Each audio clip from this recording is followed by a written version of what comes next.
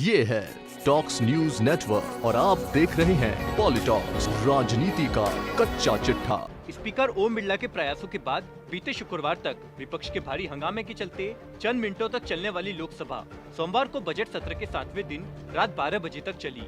इस दौरान लोकसभा में कांग्रेस के नेता अधीर रंजन चौधरी ने दिल्ली में गणतंत्र दिवस पर लाल किले पर हुए उपद्रव को किसान आंदोलन को छल बल से तोड़ने की साजिश करार दिया और कहा कि इस पूरे प्रकरण की संयुक्त संसदीय समिति से जांच कराई जानी चाहिए। राष्ट्रपति के अभिभाषण के धन्यवाद प्रस्ताव पर चर्चा में हिस्सा लेते हुए नेता प्रतिपक्ष अधीर रंजन चौधरी ने कहा कि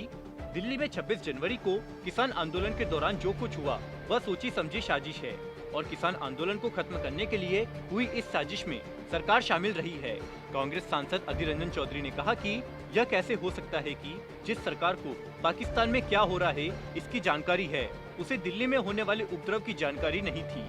चौधरी ने इस साजिश को सरकार की सोची विचारी रणनीति का हिस्सा बताया और कहा कि सरकार किसानों के आंदोलन को बलपूर्वक खत्म करने में असफल रही है, इसलिए उसने छल बल का सहारा लिया और गणतंत्र दिवस पर उपद्रव होने दिया। कांग्रेस नेता अधीर रंजन चौधरी ने लोकसभा में कहा है कि आपने किसानों को ट्रैक्टर रैली निकालने की अनुमति देने का फैसला किया और आपने ही मार्ग भी तय किया,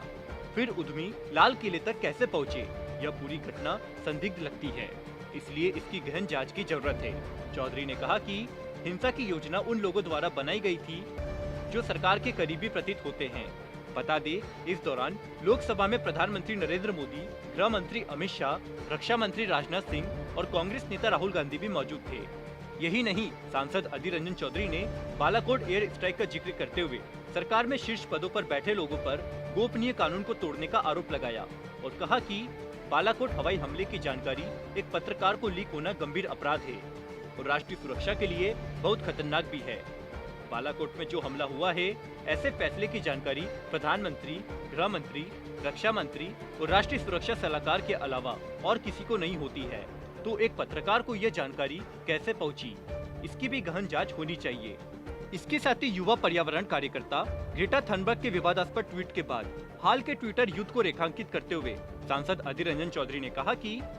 ट्वीट्स को लेकर सोशल मीडिया पर सरकार और उनके सक्रिय समर्थकों को 18 वर्षीय लड़की के पीछे पड़ने की कोई आवश्यकता नहीं है, जो केवल किसानों का समर्थन कर रही है। चौधरी ने कहा कि इन दिनों दुनिया बहुत बदल गई है और लोग दुनिया भर में होने वाली घटनाओं पर राय देते हैं। ग्रेटा केवल किसानों के मुद्दे का समर्थन कर रही है।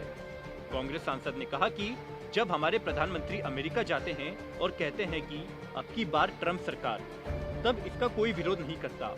तो फिर हम किसानों के समर्थन में एक बच्ची के ट्वीट के बारे में चिंतित क्यों हैं?